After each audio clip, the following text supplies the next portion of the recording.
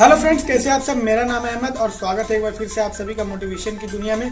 Friends, हम लोग shop तो खोल लेते हैं, शॉप ओपन तो कर लेते हैं, अपना बिजनेस तो स्टार्ट कर लेते हैं, लेकिन हम लोगों को अपने बिजनेस स्टार्ट करने के बाद उसमें हम लोगों को सेल किस तरह से करना है, किस तरह से हम लोग करेंगे जिससे हमारा सेल बढ़ जाएगा, किस तरह से हम काम करेंगे जिससे कि हमारा सेल ज़्यादा होगा, ये हम लोगों को पता ही नहीं होता है। और महीने 2 महीने अपने बिजनेस को चलाने के बाद या फिर अपने शॉप को चलाने के बाद हम उसे बंद कर देते हैं क्योंकि उसमें सेल नहीं हो पाता है। तो हम कहाँ पे गलती करते हैं, आज इस वीडियो में हम वही जानेंगे। हम ऐसी कौन सी गलती करते हैं जिसके कारण हमारा बिजनेस नहीं चल पाता है, हमारा शॉप में कस्टमर नहीं आते हैं। ये बताने से पहले मैं आपको एक स्टोरी सुनाऊंगा, जिस स्टोरी को सुन के आपको समझ में आ जाएगा कि हम लोग क्या गलती करते हैं। ये स्टोरी है एक सेल्समैन की, जो सेल्समैन एक कार कंपनी का सेल्समैन था और वो कभी भी उसने सेल नहीं किया था, वो हमेशा सैलरी के लिए काम करता था। वो क्या करता था, वो सबसे पहले एक कार कंपनी में गया, वहाँ उसने एज अ सेल्समैन ज्वाइनिंग की।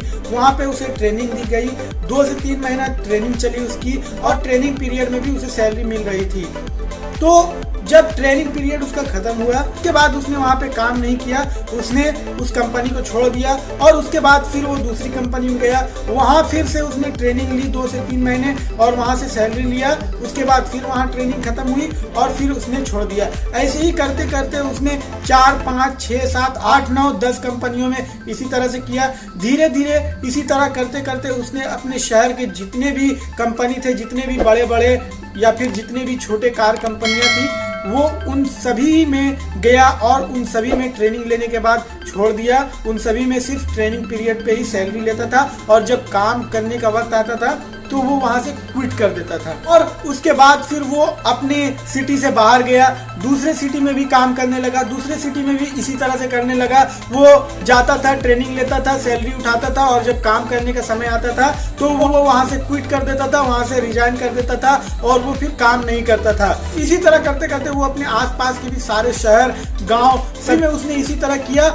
इसी तरह करते करते उसने अपने आसपास के गांव में या फिर शहर में जितने भी कार कंपनियां थी, जितनी भी गाड़ियों की कंपनियां थी, वो सभी जगह गया और जाने के बाद उसने इसी तरह का काम किया, ट्रेनिंग ली और फिर वहां से छोड़ दिया। उसके बाद जब सारे कंपनियों को पता चल गया कि ये बंदा इसी तरह करता है, आता है, ट्रेनिंग लेता है, सैलरी उठाता है और जब काम करने का वक्त आता है तो फिर ये क्विट करके चला जाता है। उसके बाद सारी कंपनियों में इसकी फोटो और नाम नोटिस बोर्ड पे लग गई। ये बंदा आता है, ट्रेनिंग लेता है और फिर चला जाता है, काम नहीं करता है। उसके बाद फिर वो कहीं भी जाता था तो उसे जॉब नहीं मिलती थी, उसे काम नहीं मिलती थी।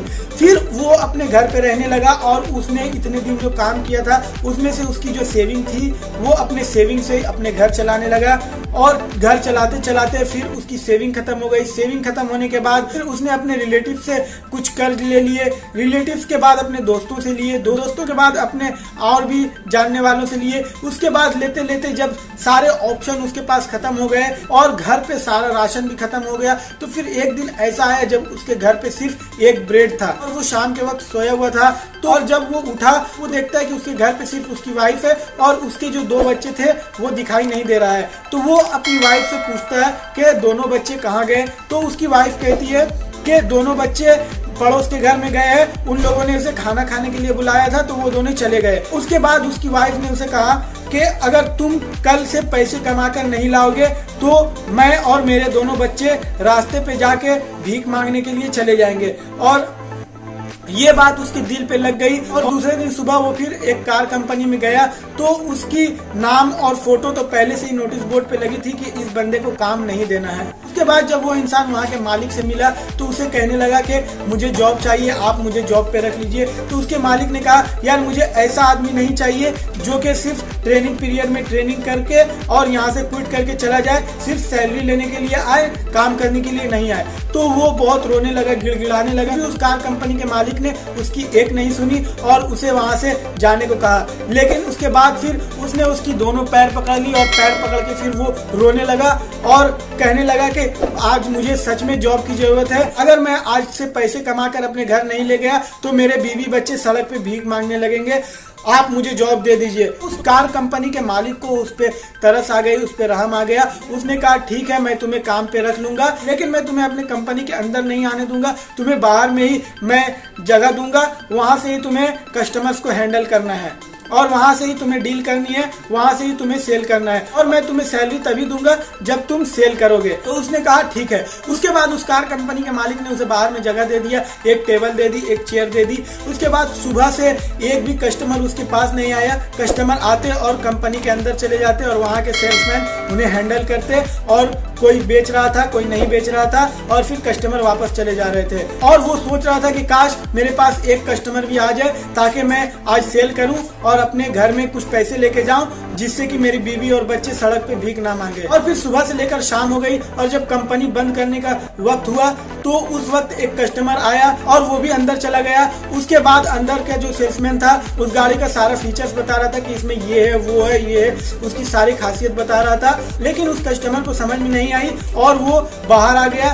तो वो जब बाहर आने लगा तो उस कार कंपनी के मालिक ने सोचा कि यार ये कस्टमर तो वैसे भी गाड़ी नहीं खरीद रहा है, तो क्यों ना इसे एक बार उसके पास भेज दिया जाए। फिर उस कार कंपनी के मालिक ने उस कस्टमर को उसके पास भेज दिया और कहा कि आप उससे जाकर एक बार मिल लीजिए, आपको बहुत हेल्प मिलेगी। और फिर जब वो कस्टमर के पास गया तो उसने कस्टमर्स को सारा फीचर्स बताया, उसने कस्टमर को इस तरह से हैंडलिंग किया, उसने कस्टमर को इस तरह से समझाया कि वो कस्टमर लेने के लिए एग्री हो गया। क्यों?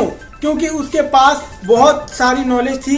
उसने इतने दिन सिर्फ नॉलेज लिया किस तरह से कस्टमर्स को हैंडल करना है, किस तरह से कस्टमर को समझाना है और उसकी खास बातें बताना है। और उसने सारी कंपनियों में ट्रेनिंग ले चुकी थी तो उसे सारी गाड़ियों के बारे में नॉलेज था। तो उसने बताया कि आप अगर इस कंपनी की गाड़ी लोगे तो आपको क्या क्या मिलने वाली है जो आपको अदर कंपनी में नहीं मिलेगी।